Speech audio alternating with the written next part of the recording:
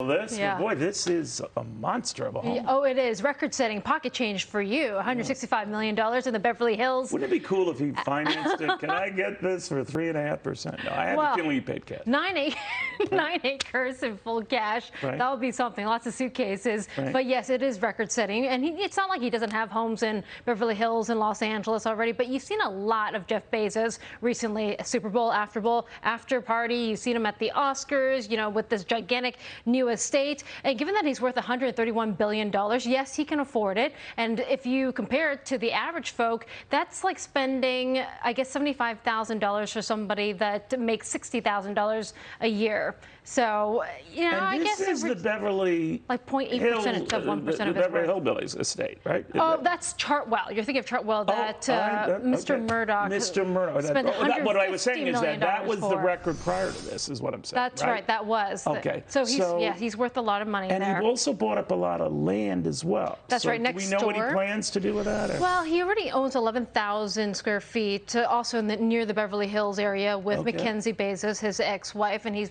bought other properties elsewhere across Los Angeles as well. But it's just become so flashy and just so different from what we've known him as. Because I was watching an interview from 10 years ago, and back then they asked him, "You're worth $10 billion.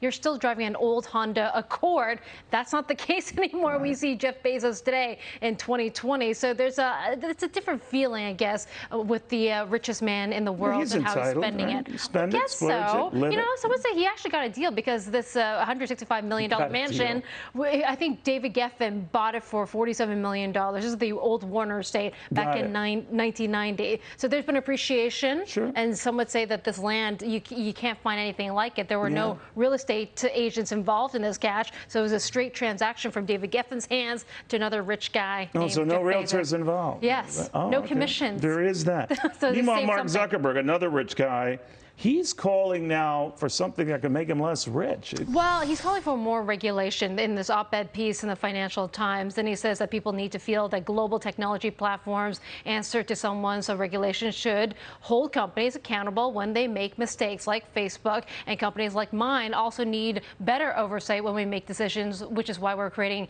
an independent oversight board so people can appeal to Facebook's content and decisions. And basically he's saying that there needs to be more onus from the government to give us a more guidelines on what regulation looks like. He wants that onus for everybody, not just Facebook, right? Not just what's coming anyways. Right. But in 4 specific categories. So it's data portability, it's privacy, it's basically what exactly is a political ad, because I think that still needs to be defined at this point, and regulation. But also it's imperfect, and he says regulation means that smaller players, when you have to build up so much in terms of paying to adhere to government rules, that actually favors the bigger companies like Facebook. So it built a moat around the Googles and the Alphabets and the Amazons, where the smaller players who can't afford to meet this type of regulation, they get squeezed out eventually. Well, he must like the fact that he and all these other guys have more than held their own in the market. In fact, if anything, appreciate. That's right. Well, that's his point, is that the big will get bigger and the small will get squeezed out because they just can't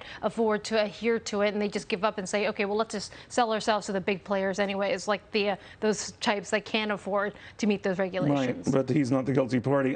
Finally, he's a guy who could afford $400 sneakers. Yeah. But is the deal with these new Nike shoes, they tie themselves? Yeah, the Adapt 2.0s. Aren't they hot? They just hit the markets last night, just in time for the All-Star game. And the first, I think it's the second generation, though, the self-lacing shoe, but it's actually the first one to hit the markets. Now, did you How do you self-lace them? What do you do? Well, you just put them on, and apparently the laces just tie themselves. Now, I don't know if you watched the NBA game last night. You like them super, super tight versus, can you fit it to where you like it? Yeah, that's why they're called the Adapt, right? 2.0. And Nike actually just got an upgrade from UBS. What controls them, those two little things on the bottom? That's right. That's right. And also an app.